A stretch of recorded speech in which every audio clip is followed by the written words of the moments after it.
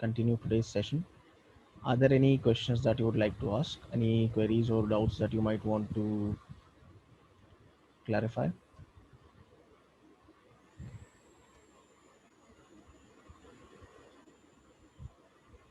No? Okay.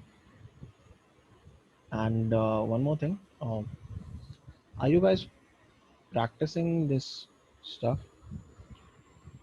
Like DVWA, have you set it up on your systems and are you going through it?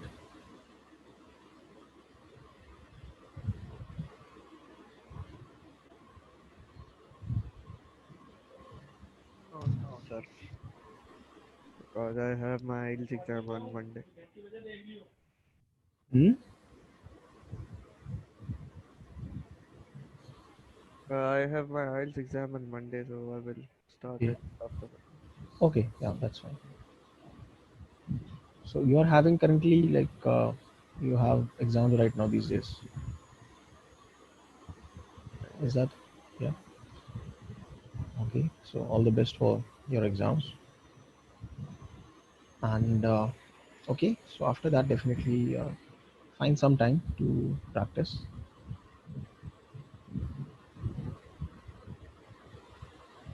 Now, if there's anything that you might want to ask from previous sessions, you can do that, or I can simply continue with the next vulnerability in DVWA. I believe yesterday we had covered two kinds of cross-site scripting, stored and reflected. So of course today we'll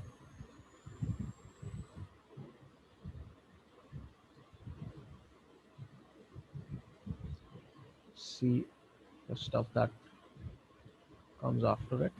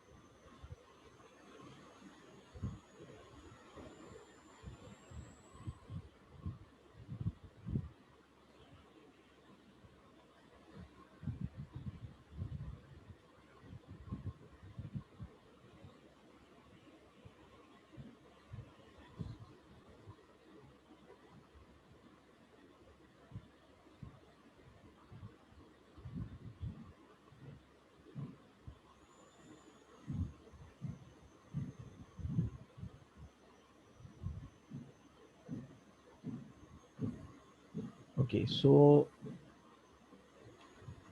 the next kind of vulnerability that we see is DOM based cross-site scripting. So DOM or DOM, it stands for Document Object Model. Let me look for a diagram for this, which I can share with you so you understand better.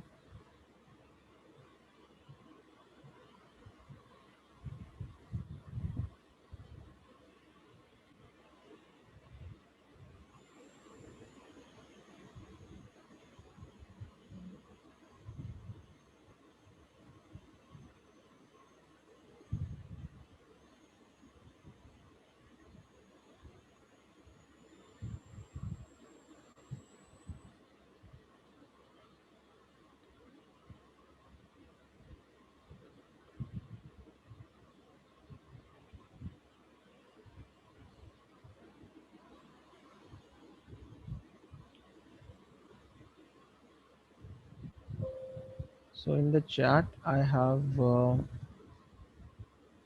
posted the link to an image, which is sort of an illustration of the document object model, and I'll talk about what this is. I'll explain what this is. So a DOM or a document object model contains all the different elements of the web page, like your title, headings, paragraphs, links, everything. All the different elements that make up your web page are a part of this document object model. So it is sort of a hierarchical structure, and whenever you load an HTML page, whenever a web page is loaded into a web browser, it becomes a document object.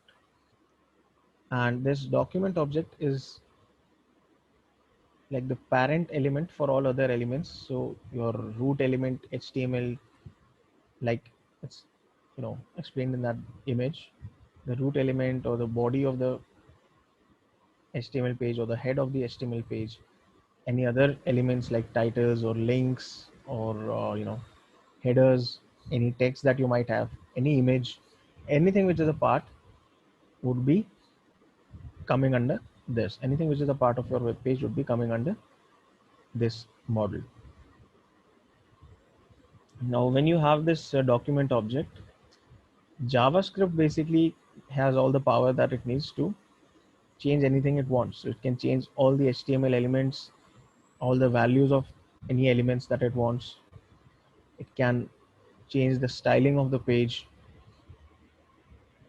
It can add new HTML elements, or it can remove existing elements, or it can react to events that interact on the page. For example, when a user interacts with a button or clicks on a link.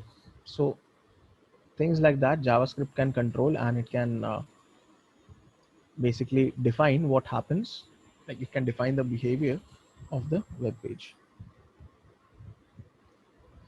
So basically what happens is JavaScript is manipulating this document object model. Now that in itself is an intended functionality of the model, that okay, JavaScript will be able to make changes to it. But the issue is that when JavaScript is handling data in an insecure fashion in the DOM, then it could be open to different kinds of attacks. And this DOM based cross-site scripting usually happens when JavaScript uses user supplied input. So when it takes some input that is supplied by the user and passes it to some other function that supports code execution. Now this is a little bit different from reflected and stored, because this is observed only at execution time. Your developer won't be able to find the malicious scripts, the source code. So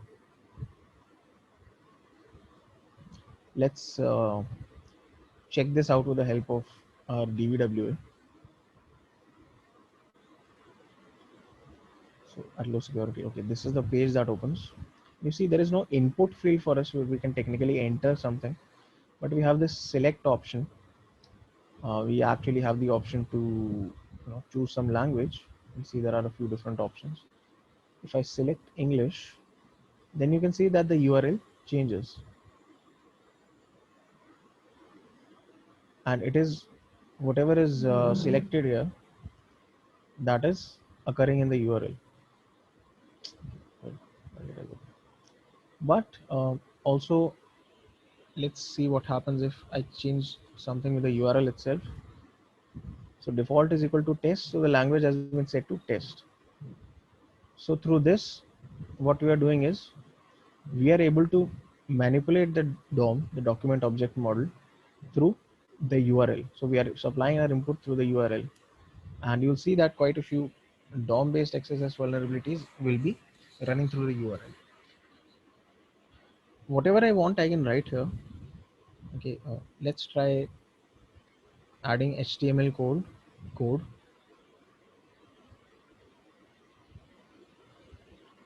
Not sure whether this will work, but we won't know until we try. So heart it has added. Of course, the bold will not occur because this is a select option. Whatever I add, if I add default is equal to DVWA, we'll get the option to select that. So we are able to manipulate this based on our input. So we are manipulating the DOM here, basically the document object model.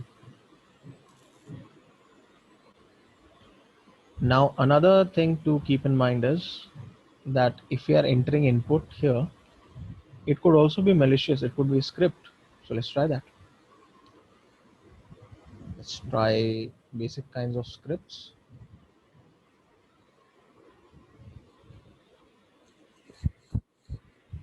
So, not alert one. Let's see.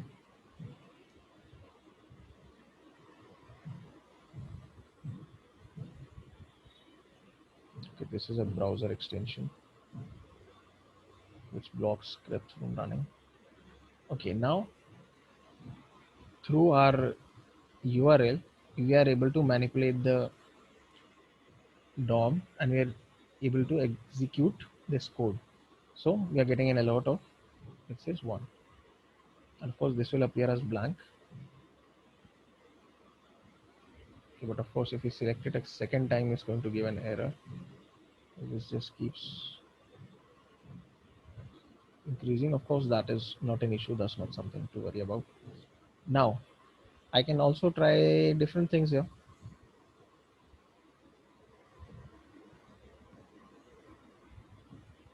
Like your alert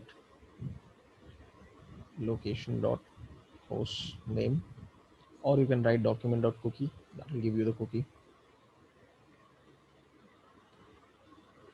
So localhost, that's our IP, localhost.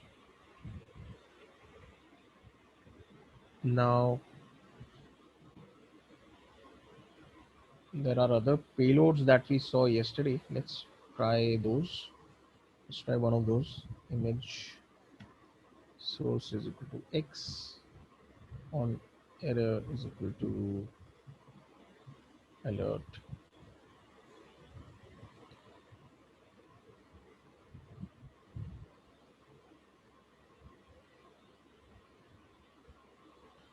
Spelling needs to be correct, otherwise it's going to give an error. Okay, this is not working. No worries. We always have other options as well. Nothing to worry about there.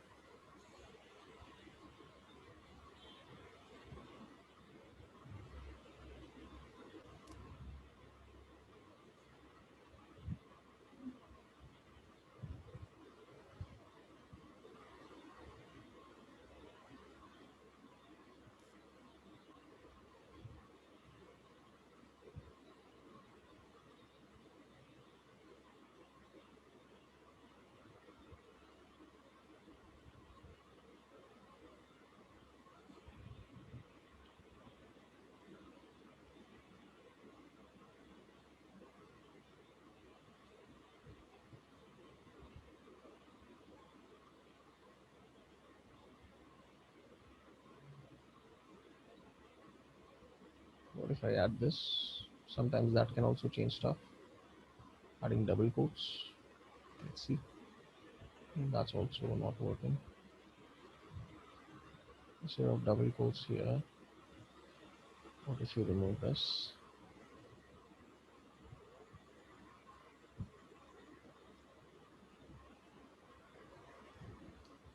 Okay, sometimes some payloads may not work. That's not an issue. But we are able to see how scripting is working here. If you use source code, it's not going to be, there's nothing there.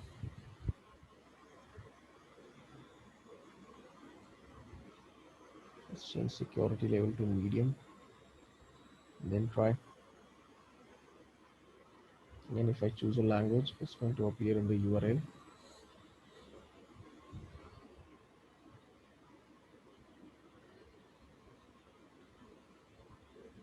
Let's see if this works this time.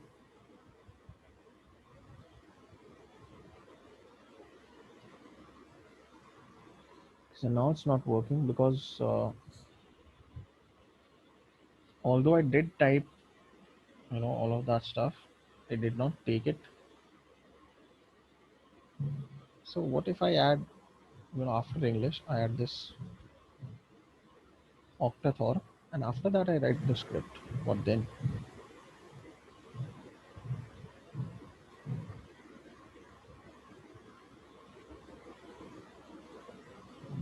Let's see.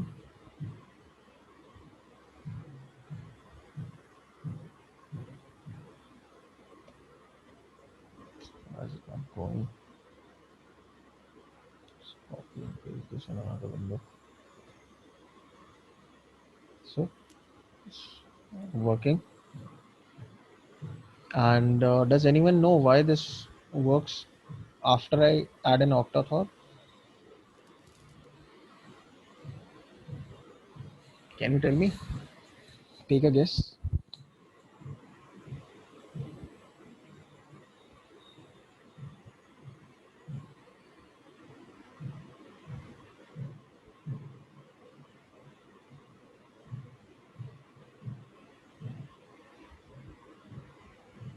Because the script needs something to attach to the Hmm. execute. What? Because that script needs something to attach to and execute. But I don't know. Actually, that's not. See, if you don't know, it's fine. I'm just. That's what I said. Take a guess. There's nothing wrong with not knowing. So, okay, I'll tell you what this is. Now, when you add an octathorpe in your script, okay, whenever this character is encountered in the script, not in the script, sorry, URL.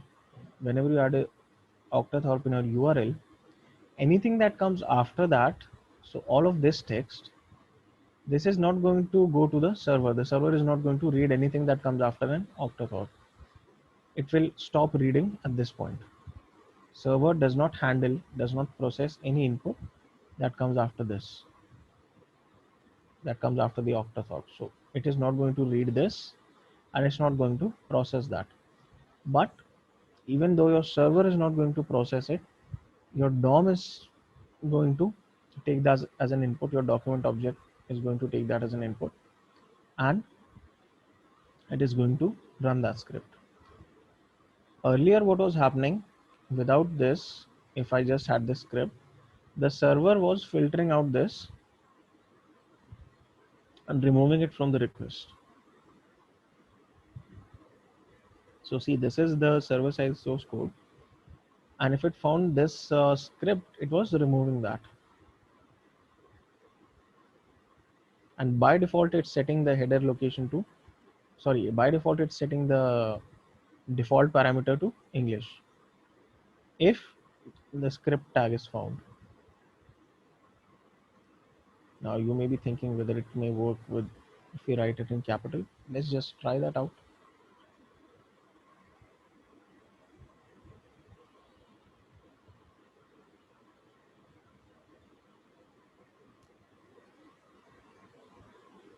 No, it is not going to work even then. So with an octathorpe, everything that comes after that, it will be ignored by the server, but it will be processed by the DOM. And of course, like I mentioned, in case any of this might be, after the class, if you're revising and you don't, you forget what we're talking about, then you can always take a look at this. Help is also given. So that is what is happening.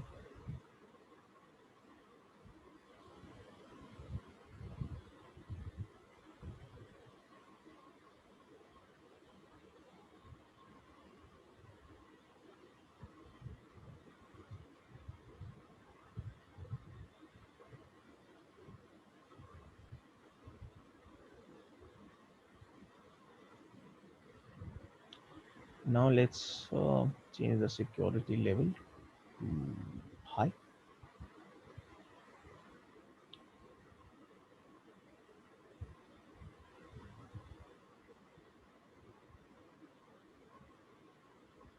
Okay, we are doing this. DOM accesses. Choose the language, select English. Default is English. If we try the same thing again,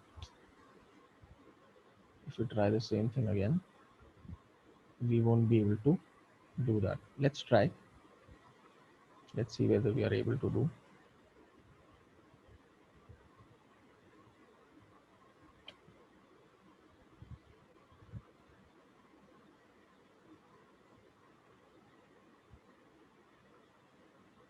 Okay, this is still running because it's not going to the server. So okay, we are still able to run this even on high security level because this code is not going to the server at all. Okay, so this method is bypassing high level security as well. Even though they have whitelisted the languages, but anything after this does not reach the server. So we're able to bypass that.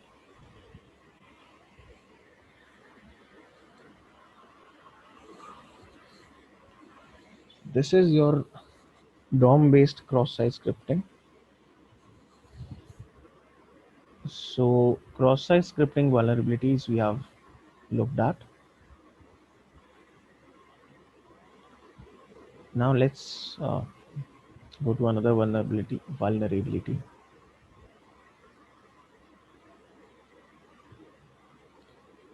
And next we'll take a look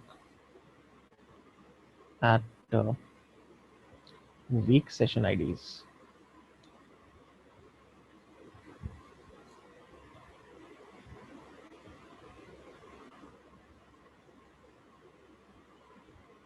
So just again we'll be needing burp for this.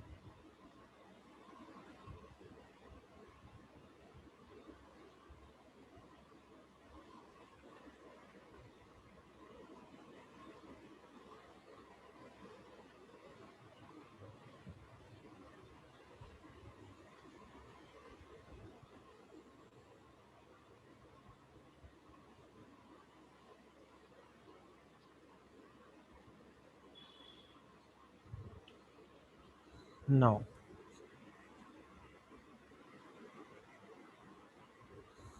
redirect our traffic through burp.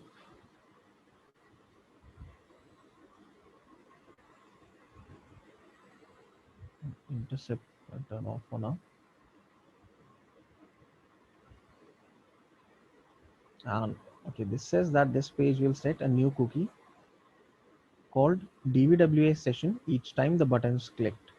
So if I generate cookie, every time it's going to generate a new cookie.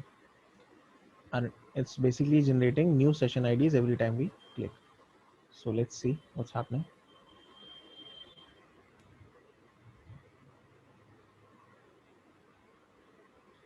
So when we clicked it the first time, it sent a request to the server, and in the response, it has given us a response for setting a cookie. So set cookie. This is the HTTP header that the server sends when it wants to set a cookie in your browser. And it's even Bob Suit is even telling you here that the cookies are, in this case, the first time it's telling you to set a cookie called dvwa session. So this is a session id and it's 1. Next session id is 2. Next is 3, 4, and if I keep clicking this, it will randomly, not randomly, sorry, it will sequentially generate session ids. So 1, 2, 3, 4, 5, 6, 7, 8, 9, 10, 11. So it is just creating session ids starting from 1. It's just incrementing the session ids by 1 for every new session.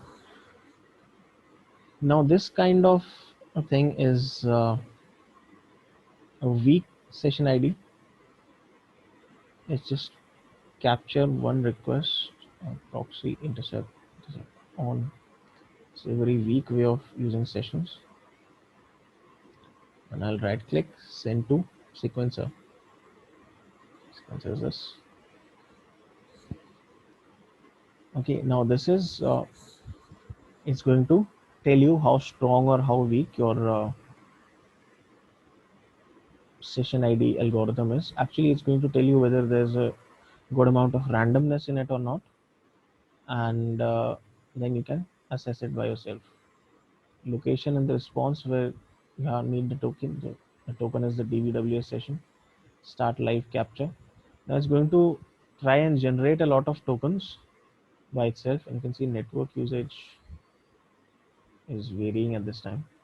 It's generating a lot of session token, and it's going to analyze all the different tokens that it receives.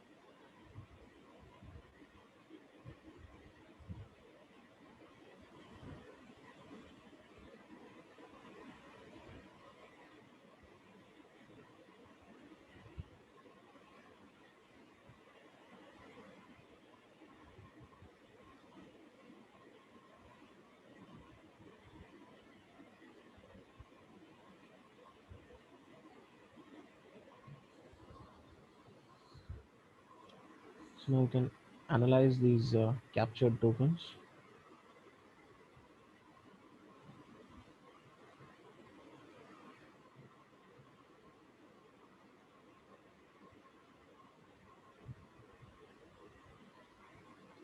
And the thing is that there is no randomness in this token generation. It's all just sequential. So there is no randomness here. Your session IDs should be generated randomly because you want to make sure that any attacker cannot just try and guess a session ID to gain access to someone else's session. But if there is no randomness in your session ID generation, then you have very weak algorithms for that.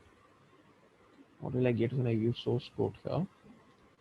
So what it's doing is just taking the last session ID and it's incrementing that by 1 and sending it. Let's try medium security level. Medium security, submit. Let's go back.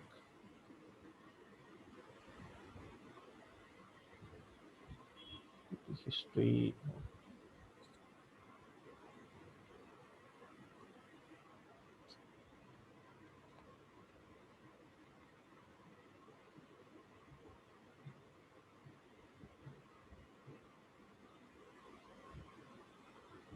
We don't have intercept on. Okay, that's fine.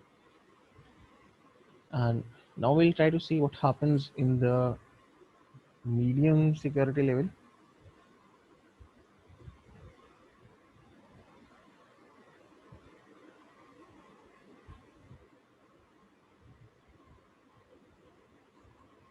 So click on generate a few times.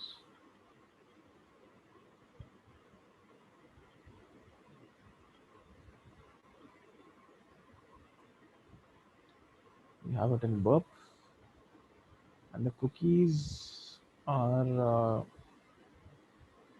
okay. These are the cookies this time. Let's see whether this is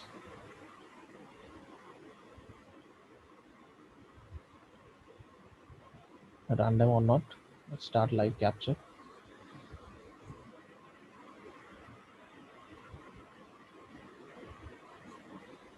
What do you think? Is this good enough randomness in this case? Is it sufficient?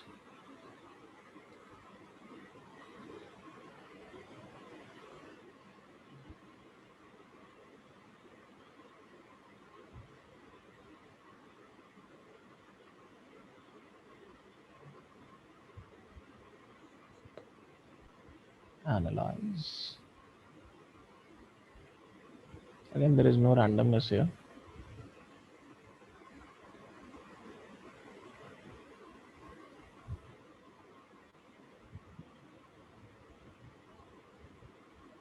Sample is estimated to be extremely poor. Let's take a look at why. If I come here,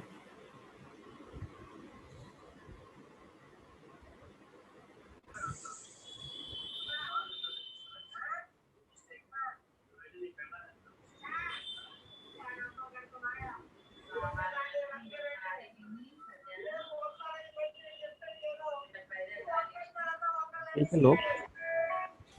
If cookies are of the same time, generated at the same time, they're the exact same sessions. They're the exact same session ID, sorry.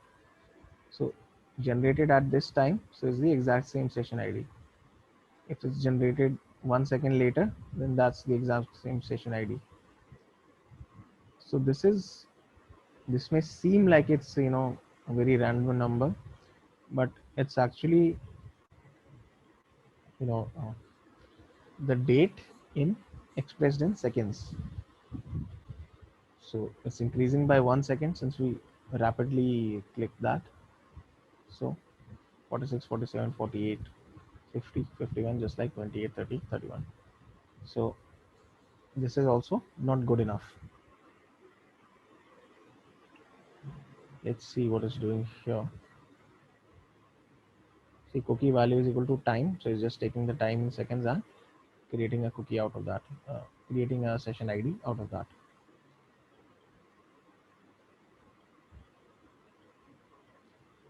Now see, what someone could do is, if someone wants to attack your website, they could look at your session IDs, or if there is a man in the middle, he's able to sniff your traffic. He could see your session IDs, and since your IDs are very predictable, so far both the cases we have seen that the session IDs are quite predictable. So what they could do is, if they were to figure out a couple of session IDs, then they may be able to get access to other people's sessions by simply guessing the session IDs. If you see that they are increasing in a sequence of 1, 2, 3, 4, or if they are increasing in this kind of sequence where you're just converting the time into seconds and you're setting that as a session ID. So that is easy for someone to guess, and that would be an example of a session hijacking attack. That you guess someone's session ID, insert that into your cookie. You can modify request using burp and just get access to someone else's session. So that is session hijacking. Now let's try high security level and see what we get in this case.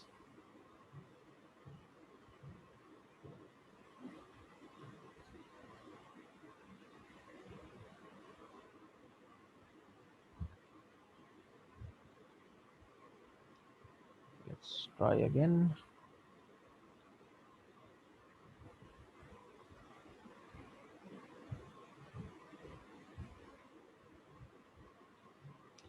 Let's see what we get this time.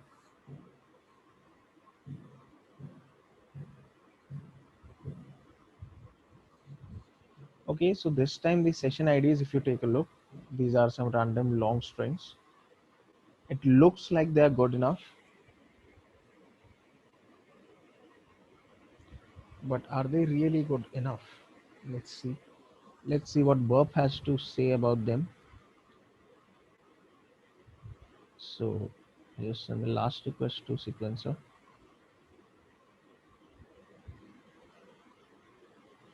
This is the token it has taken by itself and start live capture.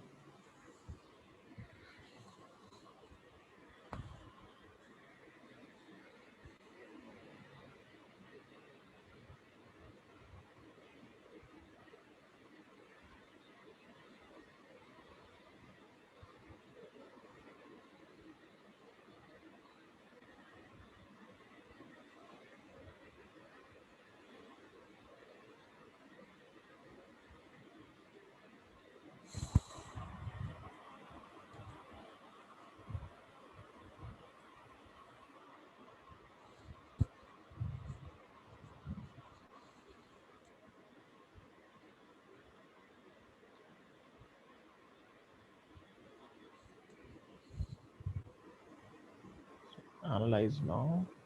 Let's see.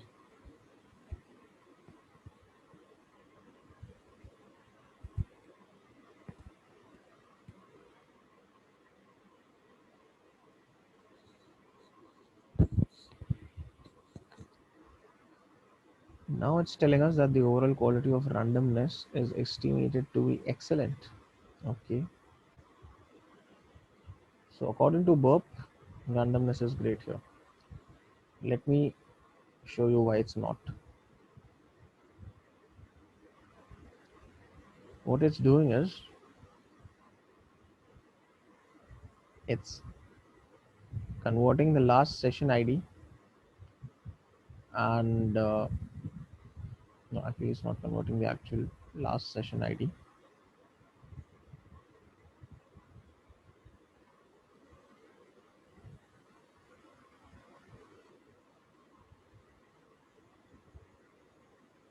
It's converting it to an MD5 hash. So it's hashing the session ID. Now I'll show you what I mean by that. So these were the hashes we captured. Let's try to figure out whether we can find the actual value related to this by using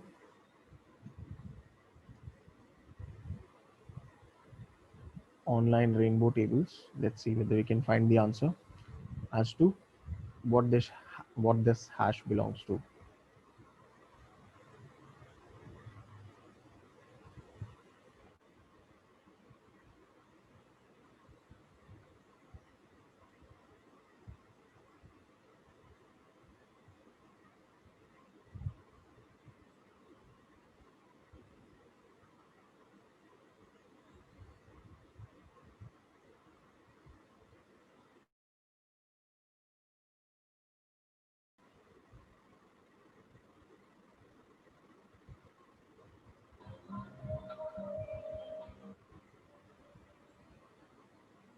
I'll simply paste it here.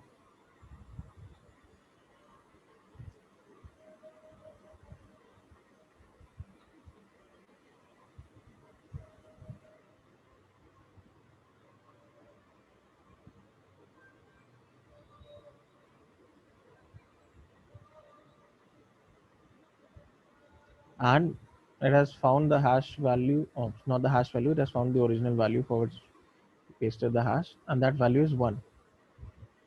So what happened is, in this first case, they simply took the number 1 and converted it into an MD5 hash. Let's see what the second value is, or let's see what the third value is. If this is really sequential or not, we'll find out.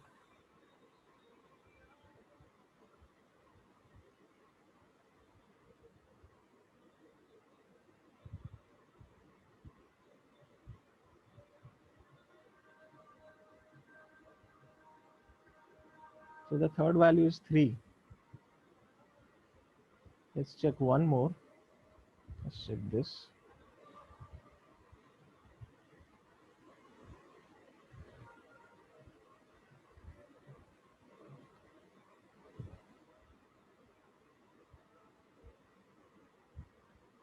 The fourth value is 4. The first, third, and fourth values are 1, 3, and 4 respectively. So they have simply taken the numbers and created MD5 hashes of those.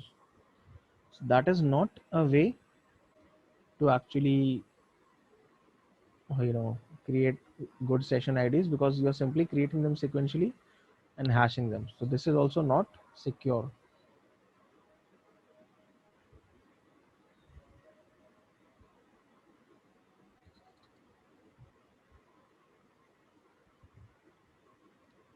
So it may look at first glance that these session IDs are, random enough, and that they are good enough, and that you don't have to worry about uh, sequential IDs, but that is not the case here.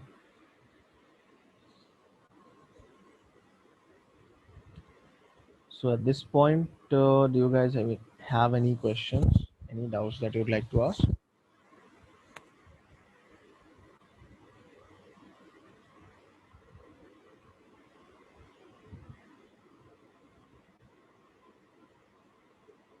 Okay, okay.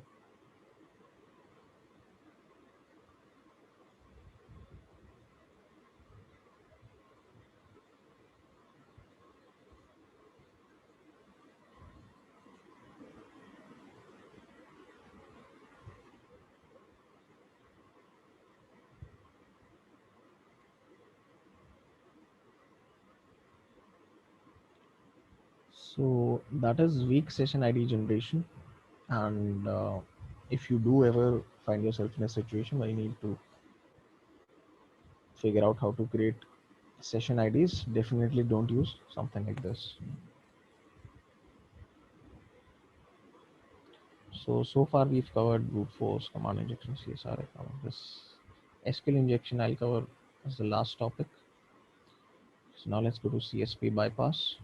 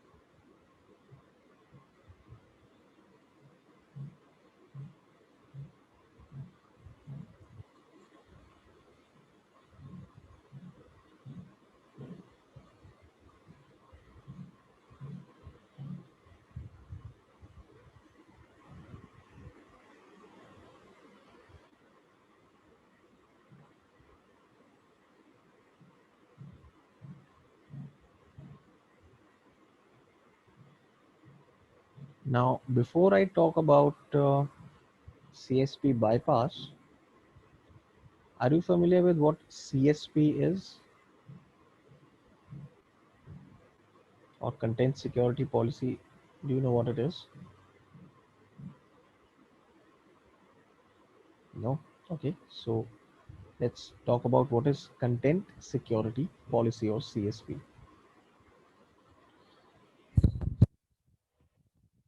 It's a mechanism which allows you to whitelist sources from where your website can load content.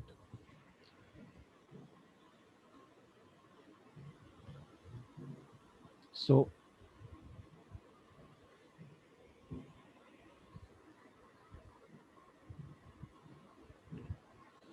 this is something that you implement server side, and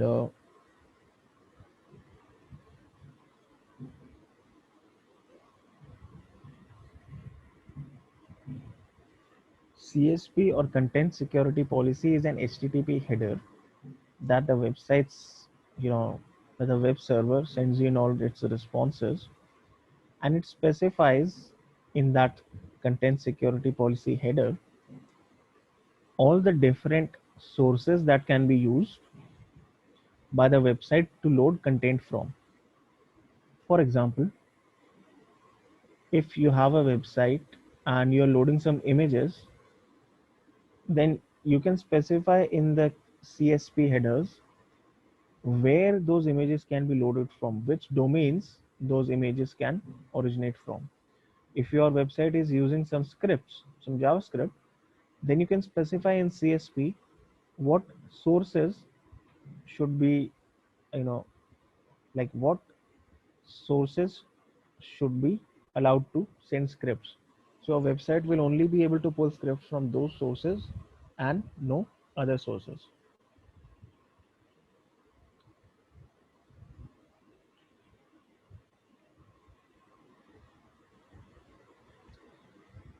So if I take a look at the view source here, now in this they have shown on the server side that there is this CSP header in all the responses originating from the web server, and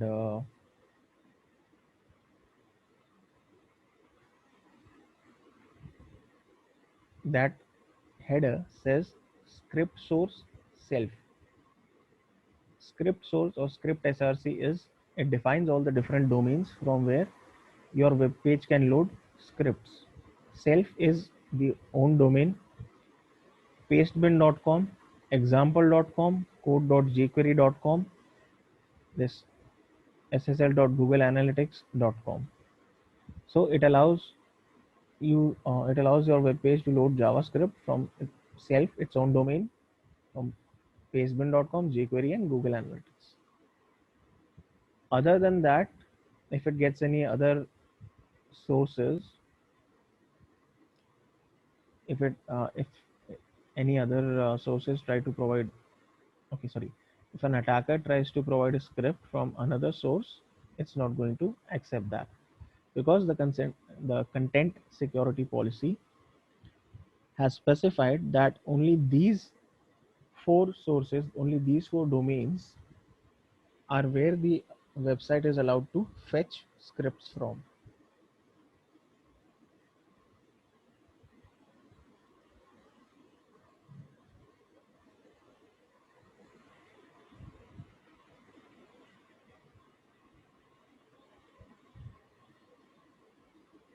So that is the purpose of your content security policy.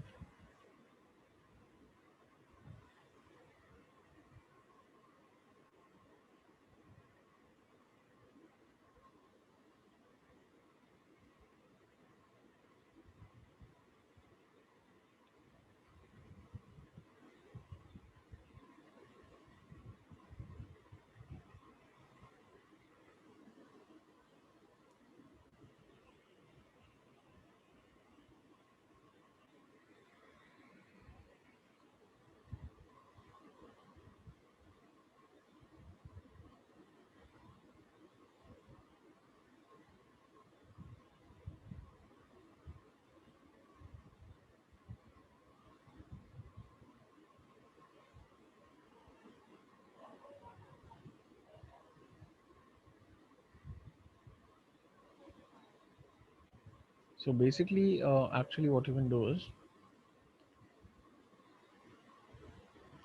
if you want to view this header in action, open these tools, Firefox tools, press F12, and in this network tab,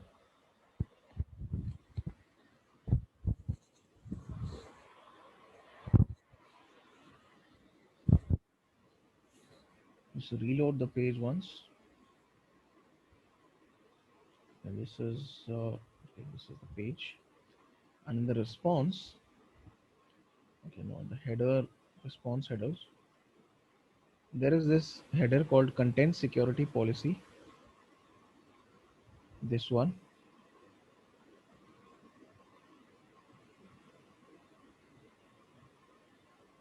I'm enlarging it a bit so you can see it clearly. So this is the header that I'm talking about, content security policy. And it has script source as self, pastebin.com, example.com, code.jquery, and Google Analytics. So this domain is allowed to load scripts from these sources. So pastebin.com. So what we can do is we can go to pastebin and we can write basically a script and we can try to load it on this website.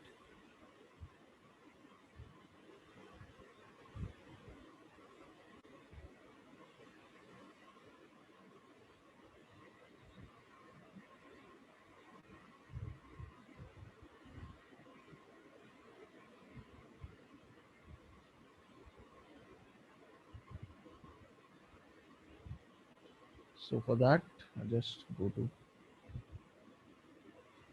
pastebin.com.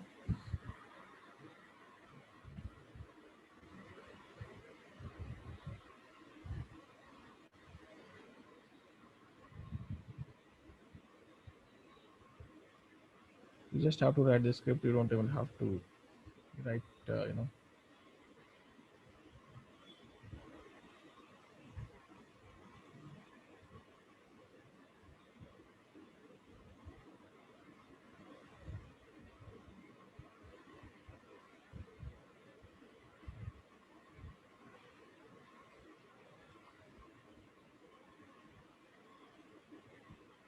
get the raw version, copy this, paste it here, include. It should have included. Okay, let me check once again.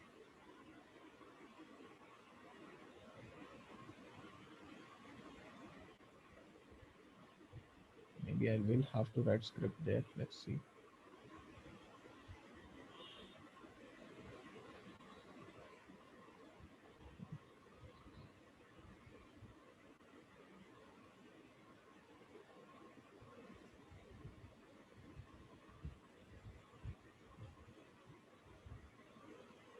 Okay, I'll have to write that script.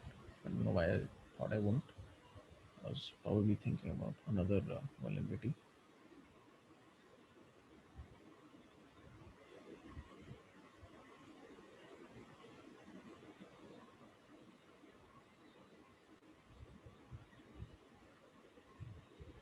Still not working. What about the one that they have given?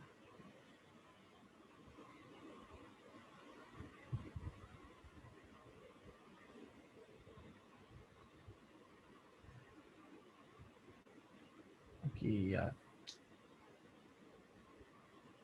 Simply create a new page. The correct syntax is alert. I was making a syntactical error by not including the semicolon.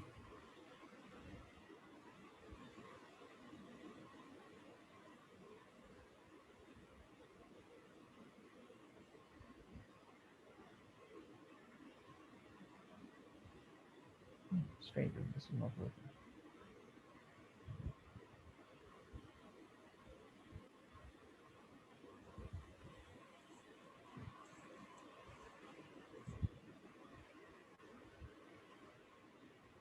Is this going to work? Let's see.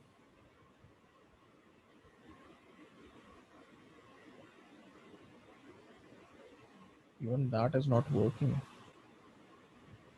I think, okay, this is blocking it. This extension is actually blocking these requests. No.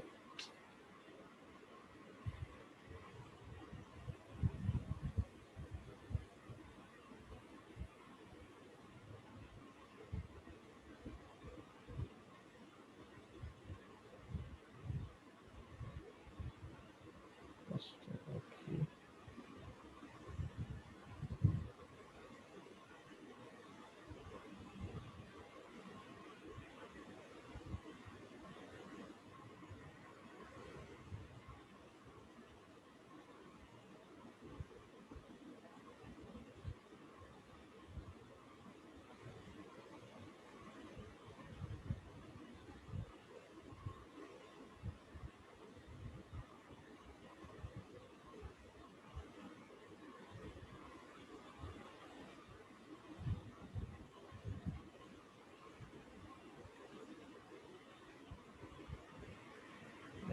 I pasting our code now.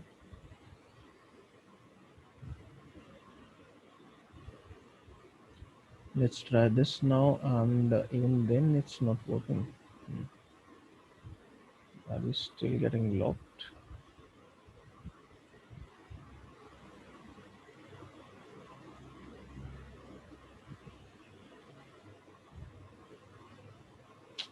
This is not working.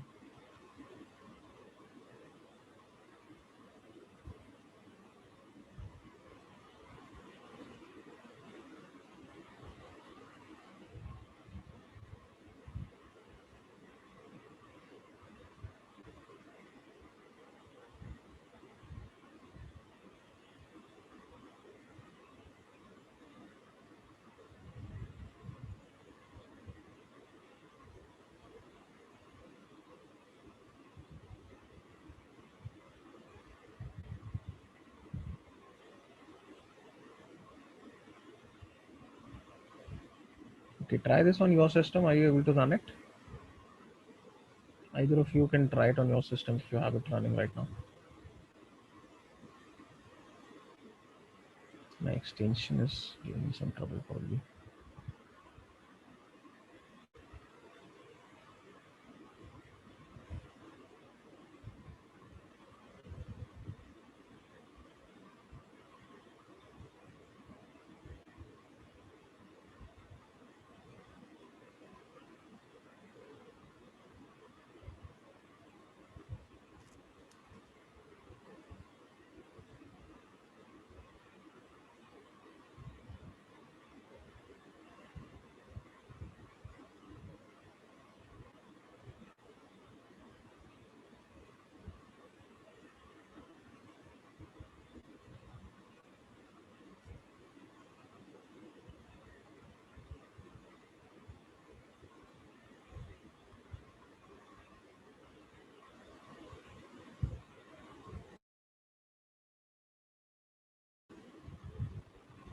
Are you guys trying this? Whether you're able to execute it on your system or not?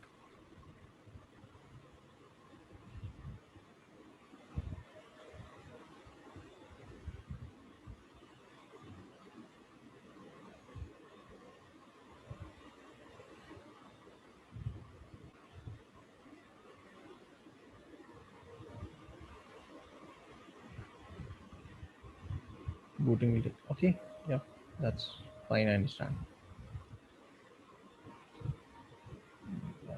It's not working. Let me.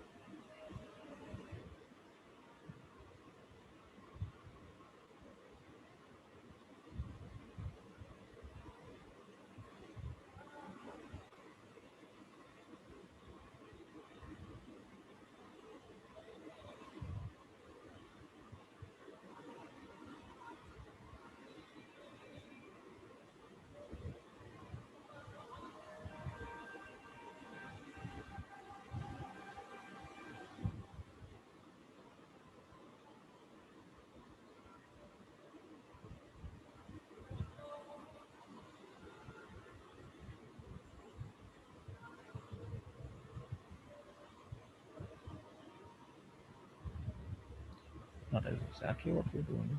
This has worked previously. No, it's not working today.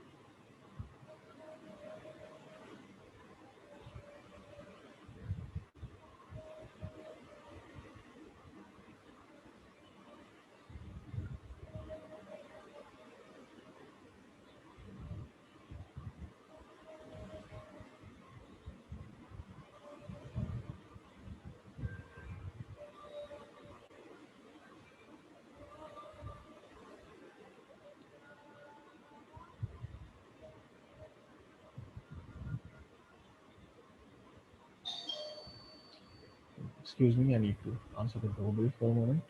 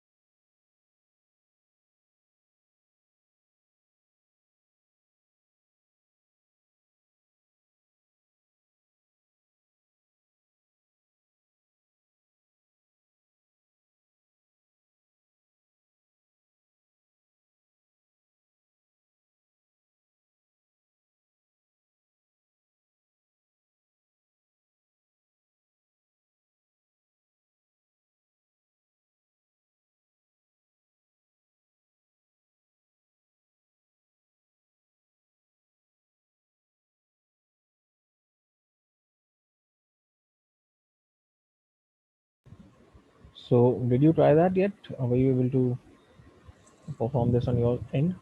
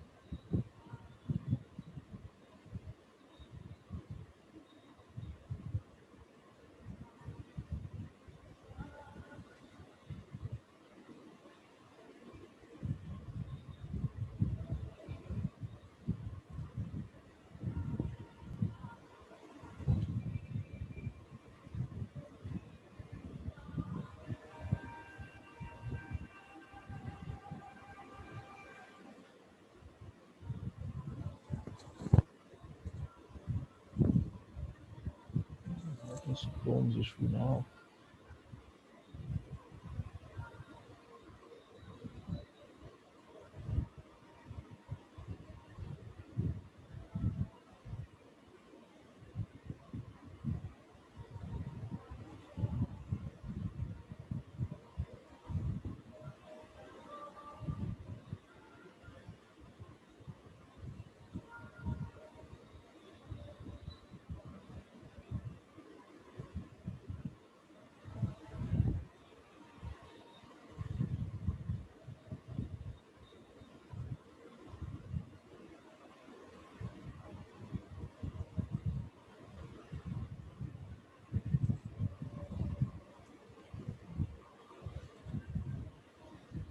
Okay, so it is Chrome is stuck itself.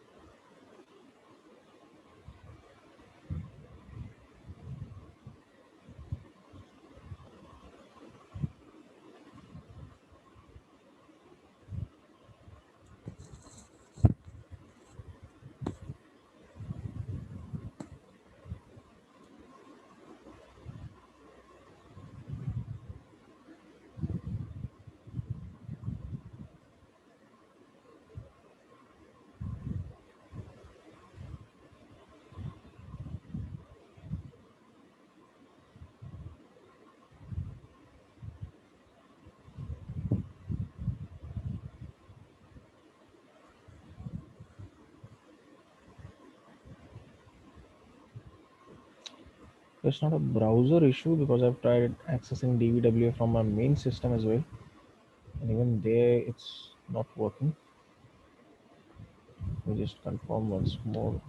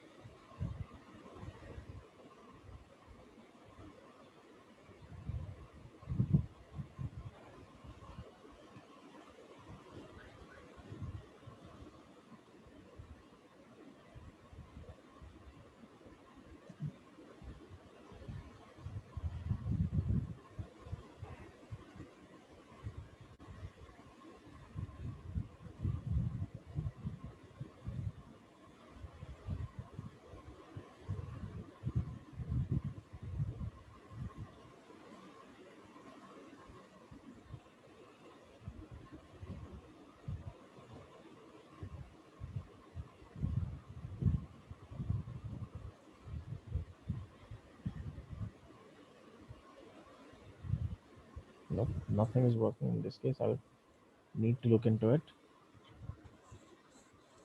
You guys, meanwhile, try it on your system, see if you're able to find it. Not working in yours as well. Okay,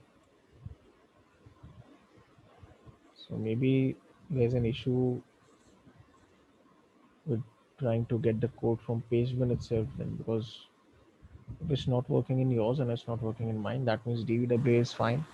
I've checked in different browsers as well, so that's also not the issue.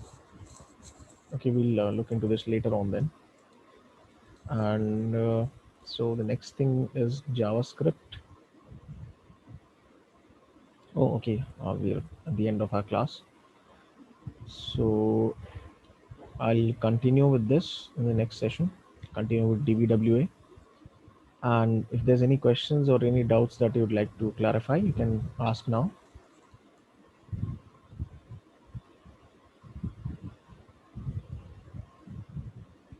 No? Okay.